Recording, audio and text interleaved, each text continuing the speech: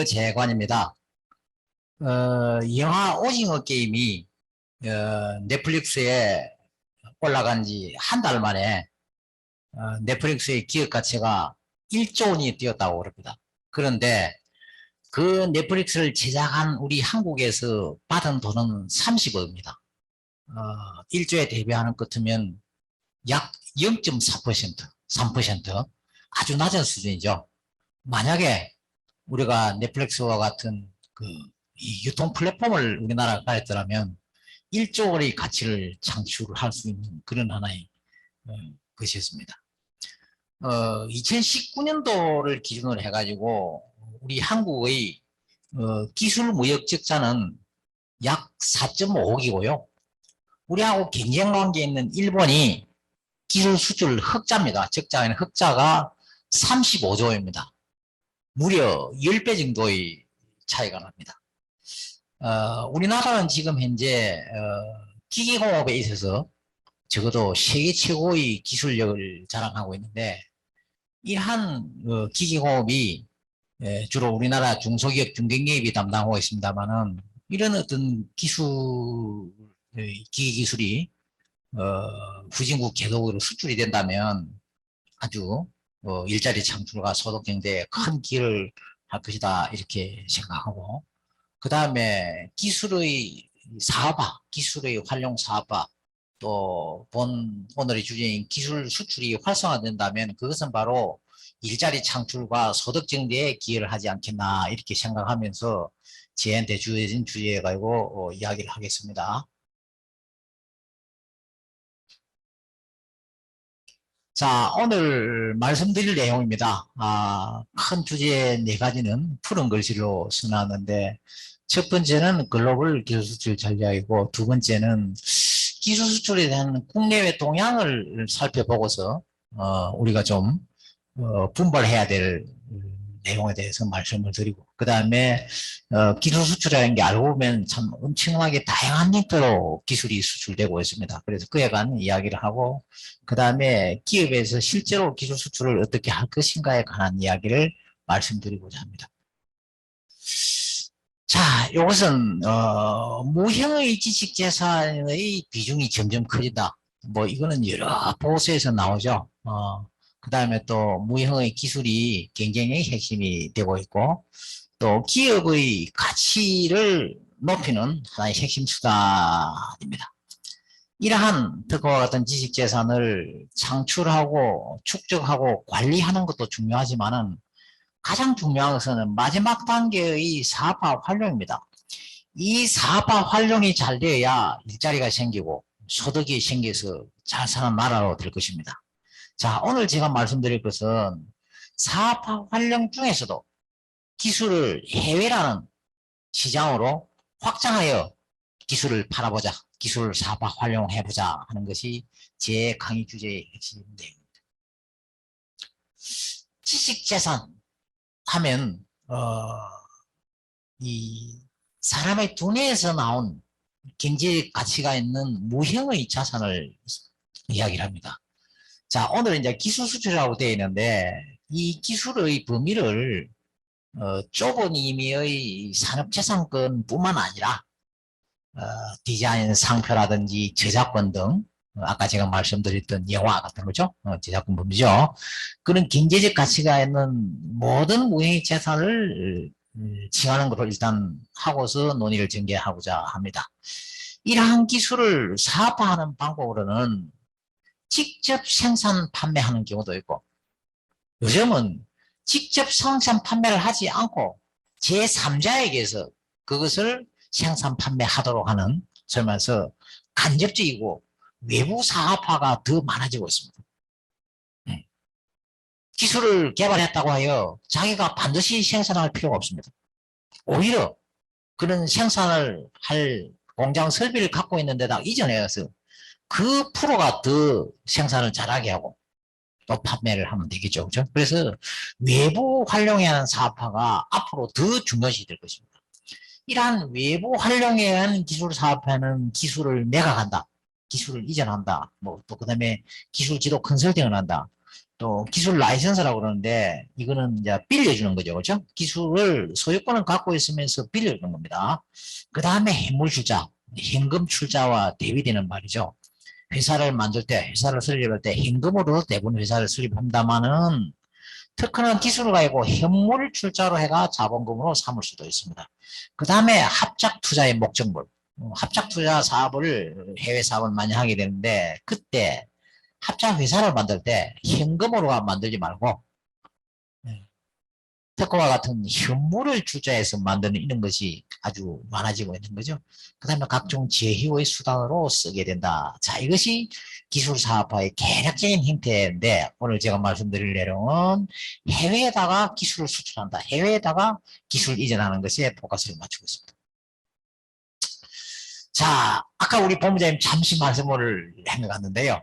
우리나라에 2019년도 기준, 2020년도 통계는 곧 나옵니다. 예, 곧 나오는데 2019년도가 가장 최근일 것입니다. 자, 기술을 수출을 한 것이 보면 137억 달러. 이걸 갖다 금액으로 하는 것 같으면 어느 정도 하는 것 같으면 약 15조 원이 됩니다.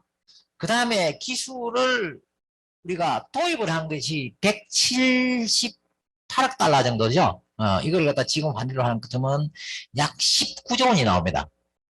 자, 도입한 것에서 수출한 걸 빼면 적자입니다. 그지? 기술 무역 수지 적자입니다. 기술 무역 수지 적자가 41억 달러. 돈을 한 것도 약 4.5조 원이 나오죠. 근데 일본은 뭡니까? 기술 무역 흑자가 무려 35조 원. 우리나라 10배입니다. 자, 모든 분야에서 우리가 일본과 거의 버금버금으로 가고 있는데 소부장도 일본을 극복했다 썼는데 이 기술 수출만은 왜 이렇게 일본에 비해서 10분의 1밖에 안 돼야 됩니까? 뭔가 큰 어떤 계기가 있어야 될 것 같습니다. 그 다음에 이제 기술 도입이 또 보면 기술 도입 무역 적자 쪽이요. 자 보십시오. 전기전자가 무려 40억 달러입니다. 이거 놀랄 노자입니다. 그 다음에 정보통신 요거는 플러스다 그렇죠? 흑자죠. 예, 8억 달러 정도고. 그 다음에 우리가 잘한다는 기계도 마이너스입니다. 다 마이너스예요. 기술 서비스 사는 거는 약 4억 달러 흑자인데 그는 이제 뭐 기술 용역, 뭐 기술 지도, 그 다음에 플랜트 엔지니어링 수출 같은 이런 것이 아마 통계로 잡혀 있을 겁니다. 자, 이런 게 이제 우리의 실상이다라는 것이고요. 자, 그 다음에는 조금 자세하게 우리나라가 기술을 수출을 어떤 나라에 하느냐. 미국이 가장 많습니다. 그 다음에 중국입니다. 뭐 25억 달러, 25억 달러. 그 다음에 많은 것이 베트남입니다. 베트남 뭐 우리가 삼성전자가 모바일폰을 베트남에 생산 판매하는 과정에서 기술이 많이 이전되겠죠, 그죠? 그래서 베트남이고 뭐 이렇습니다. 자, 기술 도입을 한번 보면 미국이 가장 많습니다. 그렇죠? 그 다음에 놀랄 노자가 싱가포르입니다. 싱가포르는 인구 한 700만의 조그만 도시국가예요. 무슨 공장도 없는 나라예요. 그런 나라에서 우리나라의 기술을 갖다가 싱가포르 보면 수출이요. 우리나라는 기술 도입이 많죠. 이거는 전혀 없는 수치예요. 탁 튀어나온 거예요. 무슨 일이 있을 걸까요? 혹시 자, 싱가포르 나라는요. 옛날에 항구 도시 그렇죠? 인구도 얼마 되지도 않아요. 인구의 3분의 1 외국인이에요. 이런 나라에서 우리나라의 기술 이렇게 많이 팔았단 말이에요. 자, 이면은 뭐가 있냐는 것이면요. 싱가포르에는 미국에 특허를 팔고 하는 회사들이 뭡니까? 싱가포르에 본사를 이전해가 싱가포르 회사가 되어 있어요. 그 중에 가장 대표적인 360 IP라는 데입니다. 미국의 특허 판매 회사입니다. 그 미국의 특허 판매 회사가 특허를 하고 싱가포르로 이제 온 거예요. 왜 싱가포르로 오겠습니까? 싱가포르는요, 법인세가 5%밖에 안 돼요. 여러 가지 메리트가 있고, 그 다음에 뭡니까? 특허 기술을 수요를 하는 중국이라든지 아시아 시장이기 때문에 시장 근처로 온 거죠. 그죠? 그래서 미국의 어떤 특허의 판매하는 전문회사, 또 그 다음에 우리 약간 나쁜 의미로 쓰기도 합니다만은 MP, 설명해서 특허 괴물, 이런 사람들이 뭡니까? 아시아의 특허 기술에 대한 큰 시장을 보고 싱가포르에 와 있는 거예요. 자, 저는 추측입니다. 그러나 이게 맞을 겁니다. 그래서, 자, 그렇습니다. 그 다음에 뭐 일본 옛날에 이제 일본은 제가 실무할 때는 일본서 기술도 몇대 지금 많이 했거든. 일본, 독일인데 수능 한참 밀려 있습니다. 그죠? 싱가포르에 밀려 있어요. 요게 또 밀려요. 요거는 어떤 나라인지 또 알죠? 아일랜드. 쫙 유럽에 그렇죠? 네. 저 나라에는 MP가 많습니다. 특허 괴물이 많아요. 이 특허 괴물이 뭡니까? 우리나라에 특허 소송을 당하지 않기 위해서는 뭡니까? 특허 괴물한테 특허를 사야 되죠. 자, 특허를 사고 파는 건 두 번째 우리 김기애 부장께서 자세히 강의를 하실 겁니다. 자, 그래서 우리가 통계를 봐보면 뭡니까? 자, 우리나라가 기술 도입은 많이 합니다. 네. 수출은 작습니다. 이걸 갖다가 이제 메꿔야 될 것 같습니다. 자, 여기서 조금 이야기하는 것 같으면 이 두 개를 합하는 것 같으면요. 전체의 금액의 53% 정도 됩니다. 자, 이거는 사실 보면 싱가포르에 가장 많은 것이 미국의 특허회사가 돼요. 하나입니다. 그러면 우리나라에서 특허나 기술을 도입하는 주 나라가 미국 거라는 거예요. 그렇죠? 미국의 기술 거기서 우리가 소나기 스퍼스 나올 수가 없습니다. 네, 이런 걸 이제 통계를 갖고 볼 수가 있겠다. 자, 그 다음에 우리나라 기술 무역의 추이인데요. 적자입니다. 우리나라는 적자입니다. 근데 적자 폭이 자꾸 줄어들고 있다. 네. 아마 한 5년 후에는 또 되겠죠.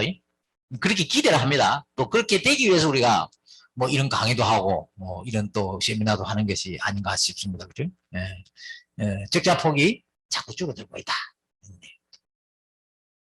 자, 그 다음에 우리가 기술을 가장 많은 중국의 상황입니다. 뭐 그래도 가장 최근 통계인데 약 32만 건의 기술 계약이 이루어지고 있다. 계속 증가하고 있죠. 그죠? 계속 증가할 겁니다. 그러면 이제 아까 우리 그 수출에서도 중국이 2위였죠. 그렇죠? 예. 그래서 앞으로 우리가 중국이 우리나라의 기술 수출의 하나의 큰 시장이 될 거다. 저에게도 중국에서 이제 한국 특허 좀 살 거 좀 소개하라는 이런 또 연락들이 많이 옵니다. 그래서 특히 중국이 뭡니까? 미국하고 거의 국교 단절 상태로 가면서 미국으로부터 기술을 갖다가 획득을 못하니까 그 대체 시장으로서 한국, 일본의 특허를 달라. 뭐 이런 것도 이제 하나의 최근의 추세죠, 그죠? 자, 그 다음에는 경쟁 국가들이 기술 무역이 어떠냐라는 것인데, 요 금액 단위는 1억 달러입니다. 1억 달러입니다.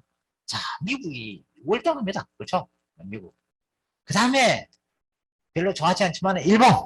그렇죠? 계속해서 기술 무역 흑자를 하고 있고요.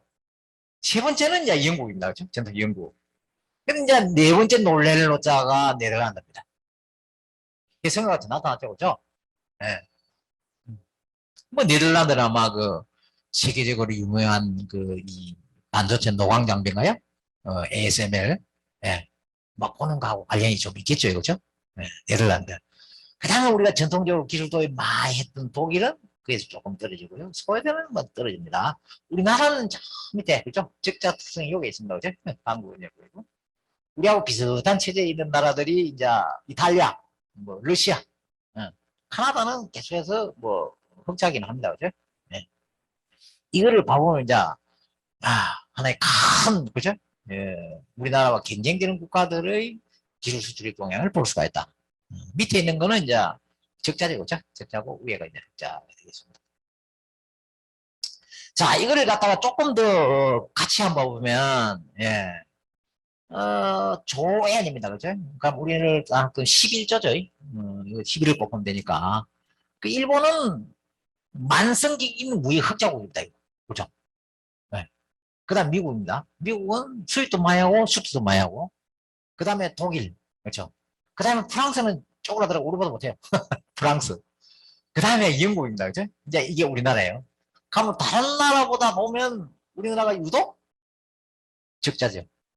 그죠? 그래서 우리가 뭐, 못 사는 나라들을 뭐, 있는 나라하고 비교할 게 아니니까 우리는 항상 뭡니까?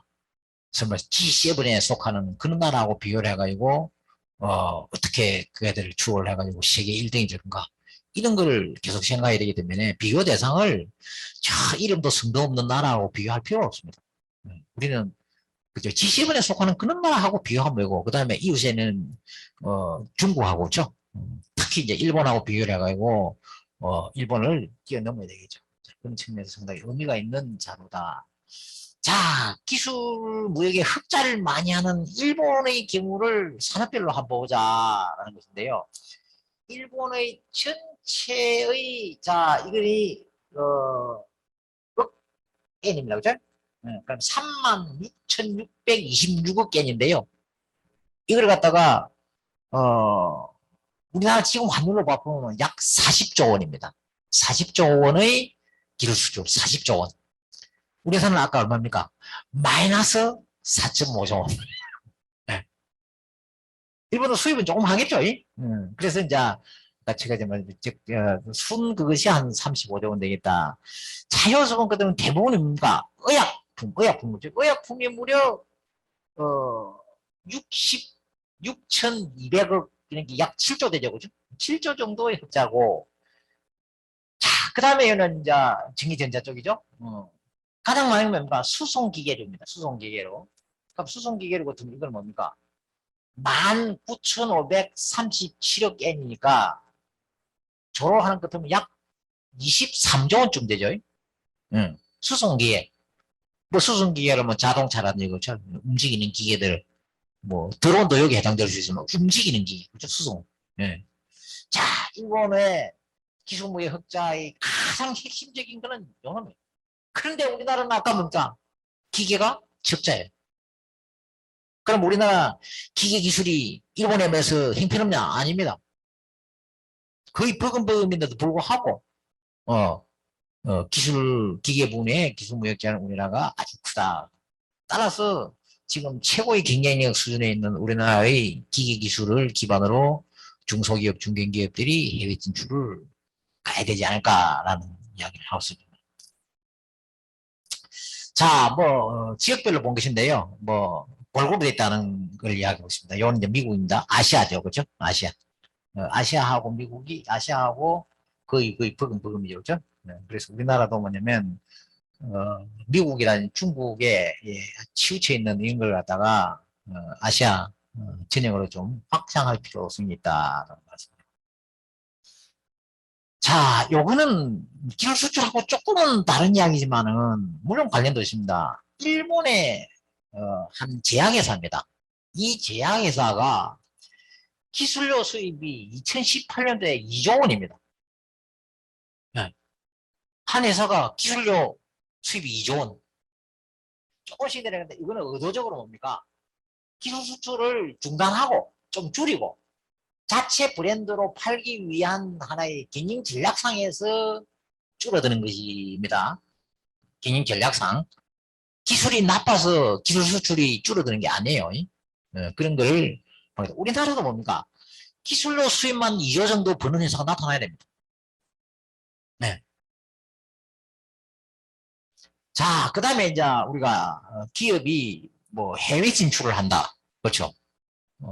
국내에서 생산한 것을 파는 것은 수출이요. 그죠? 해외 수출 등의 이런 행위들이 일어납니다. 그죠? 그 다음에 해외에서 이런 걸 조달하기도 하고, 그 다음에 해외에서 위탁 생산, 뭐 OEM이죠. 그죠? 그 다음에 기술 제공을 해외에 하기도 하고, 현지에서 제조할 때, 그렇죠? 그 다음에는 이제 위탁연구, 공동연구 등을 하게 되는데 이것이 뭐냐면 기업들이 국내의 영토를 벗어나서 해외에서 돈벌이를 하고자 할 때 일어나는 중요한 하나의 해외 진출 유행들인데요. 이런 해외 진출 과정에서 전부 다가 뭡니까? 상표라든지 기술지도 지원이라든지 등등 그렇죠? 이런 걸 통해서 뭡니까? 기술료라는 거를 받아들여야 된다. 우리가 물건을 만들어 팔아가지고 원가 대비 마진을 챙기는 이런 경우도 있지만은 기술이라는 것을 통해 가지고 돈을 버는 것도 기업에서는 필요합니다. 오히려 그것이 더 쉬울 수도 있고 기술을 통해서 수입을 얻던 것은 뭡니까? 계속성을 갖고 계속하는 이런 경향이 있어요. 그래서 나의 그 단발적인 수출보다는 훨씬 유리한 해외 진출 전략 방식이다.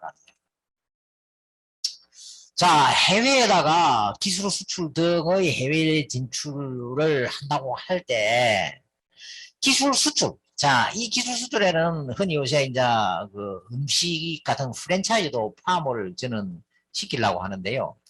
자, 어떤 절차들을 통해서 기술이 해외로 수출되느냐. 자, 해외의 수요를 파악해가지고 오더를 받아야 되겠죠. 그죠? 해외에서 한국 기술 달라! 라는 이제 이런 정보를 받아야 될 것이고. 그 다음에 뭐 회사 내 또는 외부에 있는 전문가한테 그 기술이 실제 수출될 수 있겠는가를 갖다가 검토해 봐야 될 것이고. 그렇죠? 이런 절차를 거쳐 가지고 자, 그 다음에 요즘은 또 뭐 기술을 수출한다 해가 처음부터 기술 계약 안 하고요. 그 이전 단계에서 뭐 LOI, MOU 같은 예비 계약을 체결하기도 합니다. 그렇죠? 자, 이런 절차를 거쳐 가지고 기술료를 받고 기술을 이전을 하고 또 그다음에 뭐 사후 관리 해야 되겠죠. 그죠? 네, 이런 것이 이제 기술 수출에 있어 가지고 한 12가지 되는 단계인데요. 일반 물건을 수출할 때보다는 뭡니까? 좀 절차가 많습니다. 그다음에 절차가 조금 또 어려워요. 그다음에 또 뭐냐면 물건을 파는 것 때보다는 뭡니까? 비정형이다. 절차라는 이 용어가 정형화되어 있지 않습니다. 뭐 수출을 하신 경험이 있는 분들이 있겠습니다만은 물건은 뭡니까? 뭐 FOB다, CIF다, 이래가지고 다 절차대로 정해진 용어대로 가거든요. 네. 그런데 이 기술을 수출하는 것은 그렇지 못합니다. 용어도 전 세계적으로 통일된 바도 없고, 절차가 통일된 바도 없고, 또 그런 것에 관한 규정이 뭐, 그래서 무역 같으면 증권거래주권이라든지, 그렇죠? 이런 국제 공통적인 규범이 있는데, 기술 수출은 그런 게 없습니다. 그래서 좀 어렵다. 뭐 이런 내용을 말씀드리고 싶고요. 그 다음에 뭐 기술 도입이라든지, 그 다음에 특허를 매매한다든가, 그 다음에 기술을 수반하는 합작사업, 합자사업 이런 것도 있고요. 그 다음에 또 이런 것들도 있습니다. 그죠? 그런 것이 있을 때 하나의 절차들을 거쳐서 하게 된다. 뭐 이 절차들에 관한 자세한 내용은 하지를 않겠습니다. 자, 그 다음에 이제 조금 내용을 봐가 기술 수출의 필요성인데, 뭐, 글로벌 오픈 이노베이션이다. 오픈 이노베이션이라는 거는 이제 아이디어나 특허나 기술을 회사 외에서 구하는 것입니다. 회사 외에서 구한다. 옛날에는 뭐 아이디어를 구한다, 연구개발한다, 특허다, 기술다 이런 걸 회사 내에서 다 했었어요. 네. 근데 그렇게 하기는 굉장히 안식이다 보니까 오픈 이노베이션을 하게 되는데, 자, 그 오픈 이노베이션 얼마가 글로벌로 확산된다는 거죠. 국내외를 불문하고 연구개발을 시킨다든가 남이 갖고 있는 특허를 산다든가 뭐 판다든가 기술을 도입한다든가 특허를 매입한다든가 자기가 직접 연구를 하지 않고죠. 그런 추세다 보니까 우리나라의 기술을 오픈 이노베이션 차원에서 원하는 나라들이 점점 많아진다. 그런 이야기입니다. 자, 그래서 이제 기술 수출의 필요성을 크게 거시적 차원에서 보면 아까 지금까지 계속 말씀드렸던 뭐 무역 기술 뭐 역조를 개선해야 되고 뭘 해야 되고 뭘 해야 되고 그렇죠? 이런 것이 거시적인 것이고 기업들은 뭔가 미시적인 쪽에 관심이 많습니다. 기업들은 여기 관심이 많아요. 자, 리스크가 없는 해외 진출이다. 리스크라는 건 뭐냐면 해외 다일에서 공장을 지으려면 뭡니까? 돈이 필요하죠. 근데 해외에서 공장을 짓는데 뭐 공해 문제니 환경 문제니 뭐 인허가 문제니 해가지고 공장이 가동이 안 되거나 가동이 중단되거나 또 뭡니까? 해외에서도 공장에 스트라이크가 일어날 수도 있겠죠. 그죠? 그런 것들이 이제 리스크인데 기술을 이전하면 뭡니까? 리스크 없잖아요. 전혀 없는 건 아니면 그죠? 물건을 만들기 위해서 공장을 짓는 설비 투자를 하는 것과 같은 리스크는 없다. 그런 이야기입니다. 그죠? 그래서 리스크 없이 해외에 진출할 수 있는 하나의 수단이 된다. 그 다음에 제품 판매를 할 때 여러 가지 장벽이 많습니다. 관세 장벽, 비관세 장벽. 뭐 관세 장벽은 WTO 되면서 많이 낮아졌지만은 비관세 장벽 이상한 걸 가지고 뭔가 허가를 받아라 뭘 하는 게 많죠, 그죠? 그 가장 대표적인 게 아까 얘기 나타나는 TBT, Technical Barrier to Trade 이래가지고 뭡니까? 기술적인 걸 가지고 뭐 위생, 안전 뭐 이런 것 때문에 허가를 받아라, 뭘 해라, 막 규격을 맞춰라 하는 이런 것들이 자꾸 많아져요. 예. 자, 그는 이제 무역 장벽을 돌파할 수 있다. 그 다음에 설비 부분 소재를 계속해서 팔아먹을 수 있다. 왜냐? 기술을 주면서 뭡니까? 기술적인 의존 관계를 가지게 되는 것은 뭡니까? 설비나 부품을 계속 살 수밖에 없다. 그 다음에 연구개발 비용을 해소한다든가 해외 진출의 거점을 구축한다든가 또 해외에서 돈벌이를 하기 위한 이런 것 때문에 우리 기업들은 뭡니까? 기술 수출을 해외로 해야 될 필요성이 있다. 자, 기술 수출하면 어떤 장점들이 있는가? 자, 현지국가 진입의 장벽이 낮고 적습니다. 현지의 혜택이 많다. 자기 나라의 기술을 갖고 와서 조립을 하면 뭡니까? 일자리가 생깁니다. 소득이 생깁니다. 그래서 어떤 대부분 나라들은 완제품을 수입하는 것을 좀 막아요. 국내산업 보호를 위해서. 그러나 기술을 가져가면 웰컴합니다. 왜냐? 일자리가 생기지 않습니까? 그 기술들이 뭡니까? 쌓이고 나중에 기술 자립이 된단 말이에요. 그래서 기술을 갖고 가면 뭡니까? 많은 혜택을 줍니다. 세제금융상의 혜택을 주기도 하고 절차상의 인허가를 갖다 간소화시켜 주기도 하고 예, 그런 것들이 있다. 그 다음에 뭐냐면 기술이 정성이 확보되면 계속적으로 그런 거래가 되겠죠. 계속적으로 설비 부품 팔아먹을 수가 있습니다. 수익성이 높다. 자, 기술 라이센스를 가장 많이 한 미국 IBM 같은 경우에는 기술료라는 것은 순이익률이 약 85%, 90% 된다 그래요. 직관에서 10억을 만약에 기술료를 받으면 한 8억, 9억 정도가 남는 장사다. 뭐 그런 이야기입니다. 수익성이 높다. 투자 리스크 없이 동시다발적인 전개가 가능하다. 자, 기술이라는 특허 이런 건 뭡니까? A 나라에도 팔고 B 나라에 동시에 팔 수 있어요. 그렇죠? 네. 복사가 주면 되니까. 아니면 내 특허 몇 번 써라 이러면 되니까. 그렇죠? 그래서 동시다발적으로 할 수 있다. 동시다발적으로. 물건은 동시다발적으로 할 수 없죠. 그렇죠? 만들면 딱 그 하나밖에 없다. 이죠. 예. 그런 것이 있고. 그 다음에 아까 누님 말 수출의 한계를 극복할 수가 있다. 설비, 부품 문제든 지속적인 수출이 가능하다라는 것인데, 자, 일본이 아까 수송기기에서 뭡니까? 무려 24조 원 정도의 기술 무역 흑자를 달성했는데, 이거를 가장 잘 활용하는 일본의 기계산업, 수송기계산업. 우리나라는 어떻습니까? 자동차를 완제품을 만들어 수출합니다.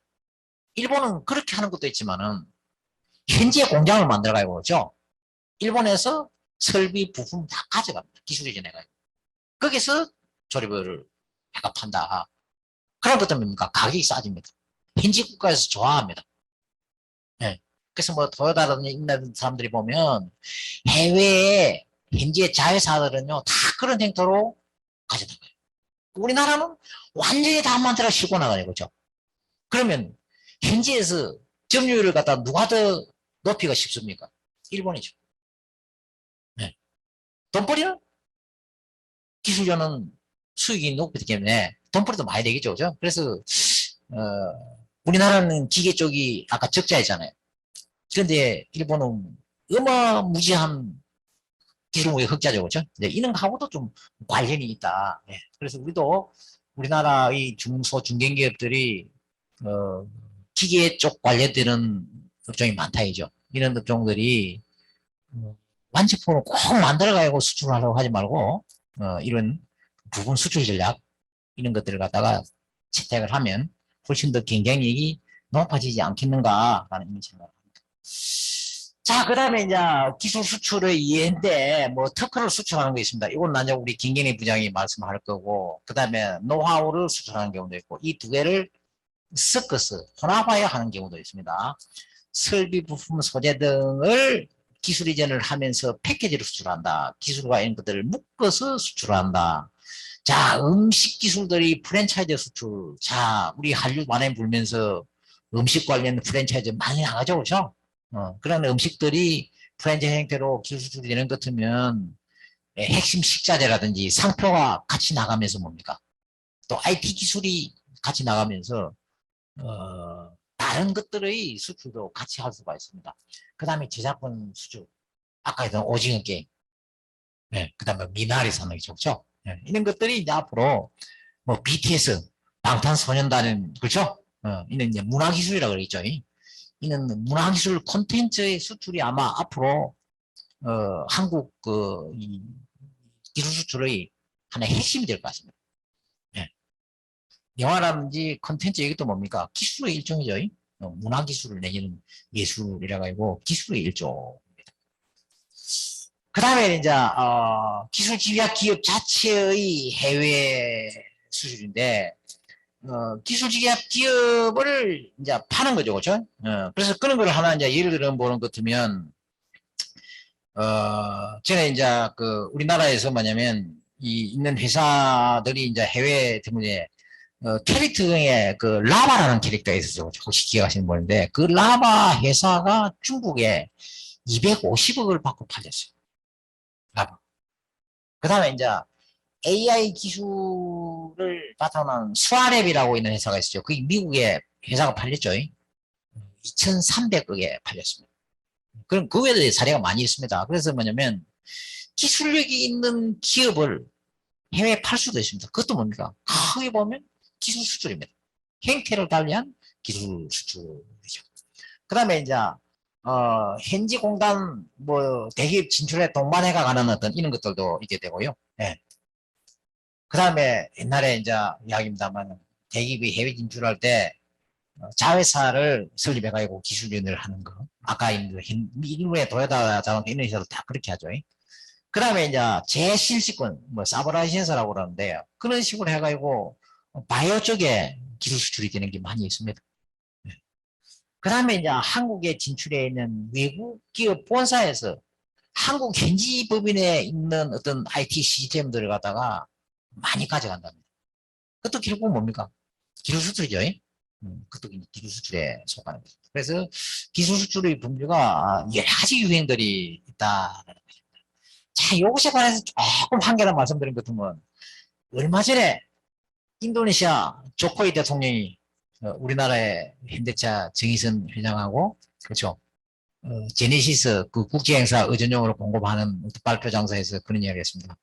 인도네시아를 세계적인 전기차 허브로 만들겠다. 전기차 음극 소재에 속하는 리튬이 인도네시아에서 세계 최고 생산이 많답니다. 자, 그런 소재가 있으니까 인구도 3억 있으면 많겠다. 그렇죠? 그런 여러 가지를 해가지고 인도네시아를 전기차의 허브로 만들겠다. 자, 인도네시아가 전기차 허브로 들어가니까 한국의 전기차 부품업들이 기술인이 필수입니다. 떼뚫이 나갈 수 있겠죠. 그죠? 예. 모터, 인버터부터 해가지고 배터리부터 해가지고 그에 관계되는 한국 회사들이 인도네시아에 동반 지지를 해줘야 됩니다. 뭐를 바탕으로? 기술을 바탕으로. 자, 인도네시아에서는 지금 뭡니까? 전기차를 만들 그런 부품 기술이 없어요. 그걸 개발을 하시오래 합니까? 결국은 막 한국에 세트로 다 가져가는 거죠. 그런 것이 이제 여기서 제가 상정하고 있는 그 외에도 많습니다. 그 외에도 많다. 자, 그 다음에 우리나라의 기술료를 받는 행태인데 LG화학 이야기 잘 하신 이야기죠. 그죠? 자, 중국의 이 ATL하고 미국의 소송부들과 이기면서 화해하면서 뭡니까? 1년에 3천억 원 정도의 기술료를 뭡니까? LG화학에 납부합니다. 누가? 중국의 ATL. 그 말고 중국의 이런 회사, 그렇죠? 이런 회사들이 LG화학의 기술료 갖다 바치고 자, 우베 막시라고 우베 흥산인가 있는데 이 회사가 한국 특허를 최초로 LG화학에서 정식으로 라이센스 해간 회사입니다.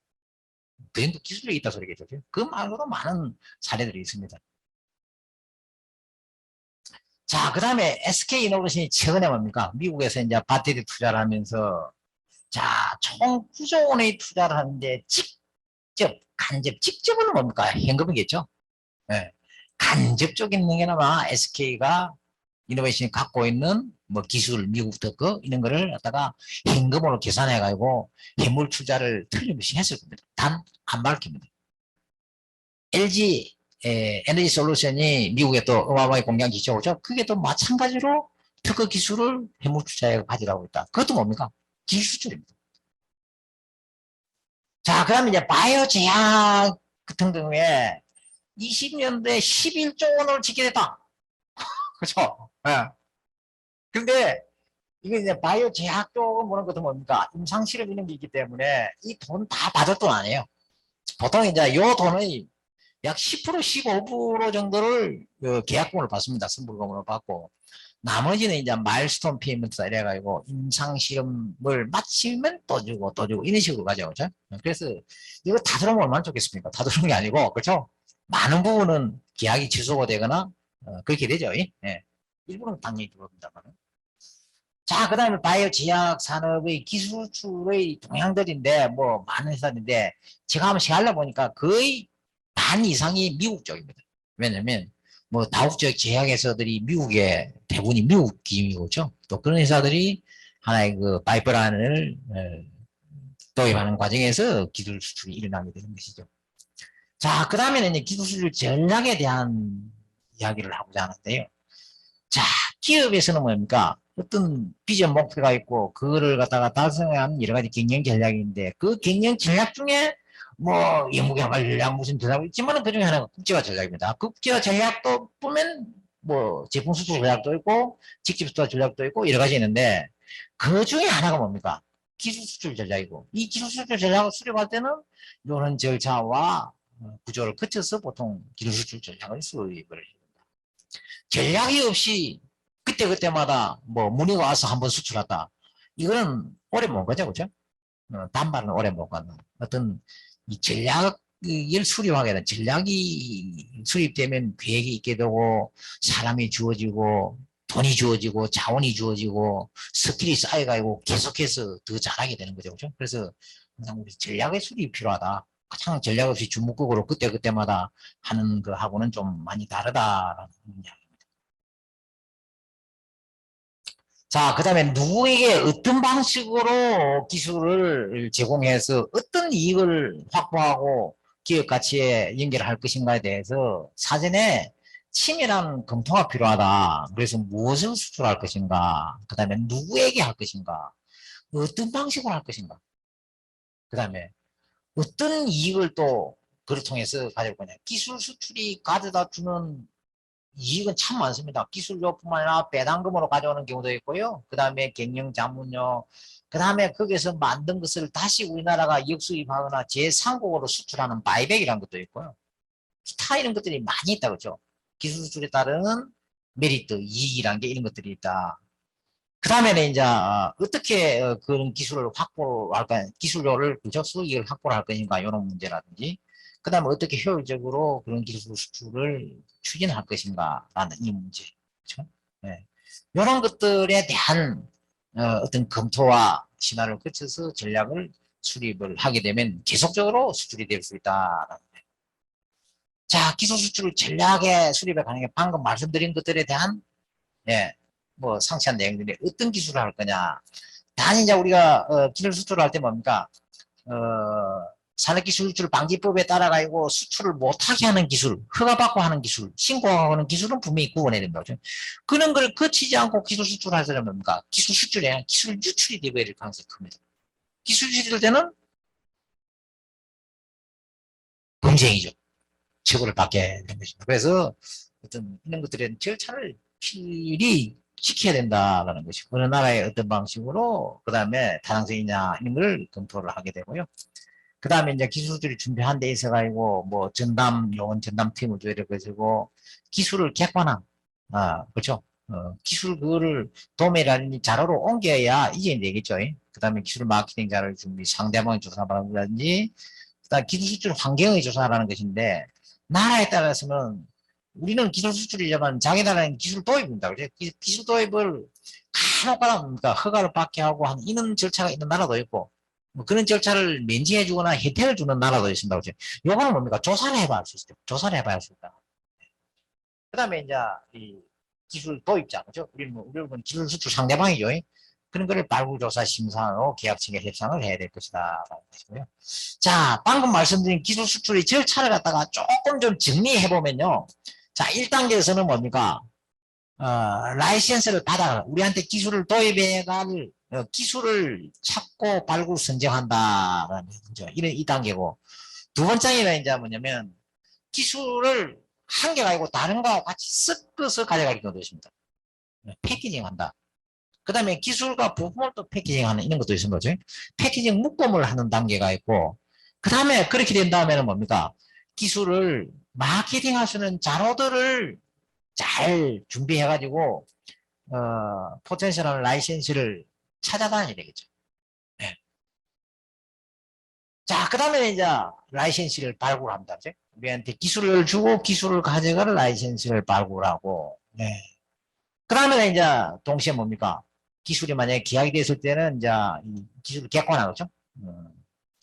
어떤 기술 자료로 만들어야 된다. 특허 같으면 뭐 객관화할 자료가 없고 특허로 몇 번을 쓸 수 있다. 이렇게 하면 됩니다. 그죠? 그 다음에 라이센스 조건의 설정을 하고 그 다음에 협상을 해야 되겠죠. 그죠? 뭐 이것이 쉬운 일은 아닙니다만은 그 다음에는 이제 말 그대로 기술이전 계약, 라이센스 계약을 갖다 제대로 해가지고 제대로 기술인이 되고 기술료를 받을 수 있도록 돼야 되겠다라는 것이죠. 네. 자, 그 다음에 이제 기술 수출을 할 때에 뭐 유의할 사항인데요. 말 그대로 이 기술 유출되면 큰일 나겠죠. 네. 그래서 이제 우리가 수출하고자 하는 이 기술이 산업기술 유출 방지법에 따라 가지고 어, 금지 또는 제한 또 등록을 해야 되는 것인가를 산업부에 확인해야 됩니다. 그죠? 그런 걸 물론 누가 보더라도 객관적으로 그런 기술에 해당되지 않는다고 확실히 들면 그냥 해야 됩니다. 그러나 좀 애매하다. 그런 거 뭡니까? 산업부에다가 확인하는 게 필요하다. 그런 걸 안 하다가 뭡니까? 잡혀가겠죠. 네. 자, 그런 절차가 있고, 그 다음에, 국내 및 현지의 법규를 준수한다는데, 뭐, 국내 법규는 아까 말씀드린 대로, 그죠? 현지의 법규를 안 지키면 뭡니까? 허가가 안 나가지고 돈을 못 받는 경우가 많습니다. 그래서 반드시 현지 국가에, 저는 기술 도입이겠죠, 그죠? 기술 도입에 관련 제도 정책 법규를 해야 된다. 그 다음에 국제적인 규범이 있어요. 바세나와 체제. 자, 일본이 우리나라 소부장 가지고 한국의 기술 수출을 금지를 했던 게 뭡니까? 근거가 요겁니다. 어떤 전략물자라든가, 그 다음에 그래서 어떤 테러 집단에 관한 기술이라든가, 그 다음에 대량 살상 무기 등등 이런 것들 있죠. 그런 것들에 대한 수출을 규제하는 국제 조약이 있습니다. 이 바세나 체제. 물론 이런 것들이 다 국내법으로 만들어져 있는 거죠. 그걸 이제 준수를 해야 된다. 일회 단발 선거는 장기 계속적인 호혜적인 방식의 수출을 해야 되겠다라는 것이고요. 현재 기술을 보호받을 수 있는 장치를 미리 준비해야 된다. 자, 뭐 특허나 디자인 같은 거 미리 등록해놔야 현재 이제 수출에도 문제가 안 생기겠죠, 그렇죠? 그 다음에 이제 여기서 특허가 아닌 순수 노하우 같은 경우 블랙박스 한다. 쉽게 말해서 다좀 모를 수 있게 이렇게 비비고 놓는 거죠. 아니면 뭐 보려고 여는 순간에 테스트하는 순간에 뭐 녹아버린다, 폭발이 된다 이런 식으로 만드는 걸 블랙박스화 한다 그런 내용이고요. 그 다음에 기술료 안전장치를 넣는다. 기술 수출을 하고도 돈 못 받은 경우가 참 많습니다. 그건 대부분이 뭡니까? 현지의 법규를 준수하지 않아서 그렇습니다. 그죠? 그래서 이런 것들을 완벽히 갖춰놓는 것이면 기술을 수출하고도 돈을 제대로 받는 것도 중요하고, 그렇죠? 그 다음에 절세를 받을 수 있는 것들도 있다. 자, 기술 수출의 전략과 실행인데, 자, 기술과 관계되는 참 계약이 많이 있어요. 네. 뭐, 기술 관계되는 기초 공동적이고, 공동적으로 쓰는 이런 계약서들도 있고, 뭐, 연구개발 단계에서 필요한 계약도 있고, 그 다음에 어떤 그 스타트업의 창업 합작을 할 때 필요한 계약도 있고, 투자 유치라든지 실제 이제 기술 경영을 한데, 사업 활용하는 데 필요한 계약도 있고, 그 다음에 리스크 관리에 관계되는 계약도 있는데, 뭐 이 개별적인 모든 내용을 설명하고자 하는 것은 아니고요. 우리가 기술의 이유도 계약 협상을 잘못해가지고 실패를 하는 경우가 많이 있습니다. 그런 거를 반복하지 않기 위해서는 이러한 기술 계약에 좀 능통해야 되겠다 이런 말씀이고요. 네. 자, 그 다음에 이제 국가에 대해서 이 기술 수출 우리가 지금 기술 무역 적자가 큽니다, 그죠? 그래서 기술 수출을 조금 더 활성화할 수 있는 이런 것들에 대해서 만약에 국가에 좀 정부도 혹은 또 그런 어떤 국가의 업무를 위탁받아서 하는 공공기관들 무예표도가 해당이 됩니다. 그런데다가 제가 한번 건의를 해본다면 어떤 것이 있겠느냐. 자, 기술수출 방지 제도의 투명, 객관성 있는 운영과 예측의 가능성을 확보할 필요가 있다. 이거를 일일이 산업부에 가서 물어보면 안 되겠죠. 그렇죠. 유행을 구분해가지고 어떤 이 공고라는 이런 걸 통해서 직접 묻지 않고도 판단할 수 있는 투명 객관한 기준을 갖다가 말해야 됩니다. 그거는 만약에 한다면 산업부에서 할 일입니다. 자, 다음에 기술수출 가이드라인 및 매뉴얼의 제작, 개몽, 확산이 필요하다. 이거는 뭐냐면 기술 수출이라는 이거는 뭡니까? 국제적으로 통일되어 있는 용어, 절차 있는 게 아니거든요. 그래서 그런 걸 갖다 좀 가이드라인 만들어 가지고 배포를 하고 교육 개몽을 하면 좀 더 안전하게 우리 중소기업들이 기술 수출을 할 수 있지 않겠는가 하는 생각이고요. 그 다음에 기술 수출 실책에 대해서 무역금융의 수혜를 주면 되겠다.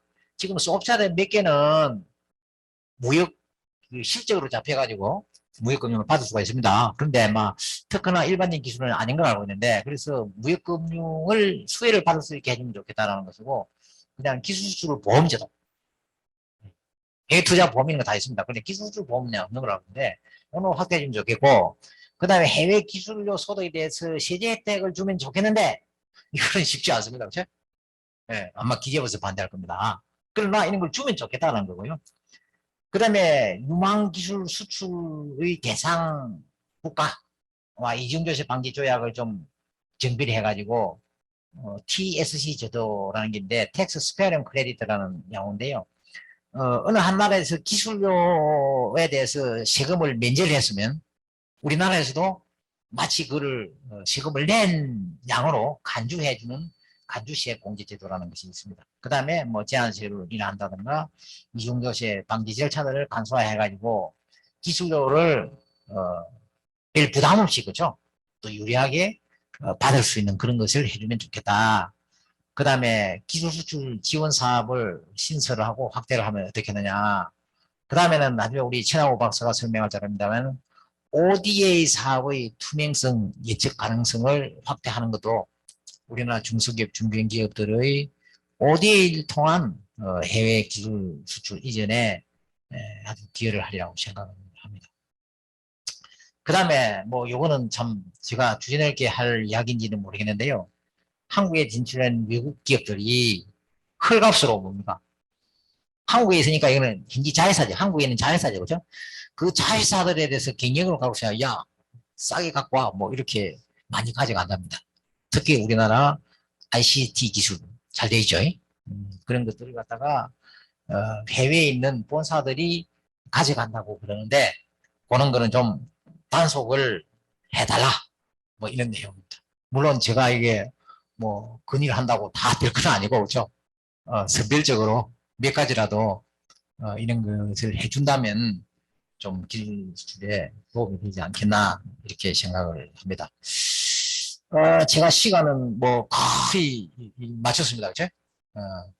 혹시 이제 뭐 이 자리에 계신 분들 그 다음에 또 온라인으로 이 강좌를 수강하시는 분들 중에 혹시 뭐 물어볼 게 있다든가 아니면 부탁할 거라든지 등등 이런 것들은 무역입회 우리 신수영 과장님 쪽으로 연락을 해가 하면 성실 답변을 해드리도록 하겠습니다. 자, 감사합니다. 수고했습니다.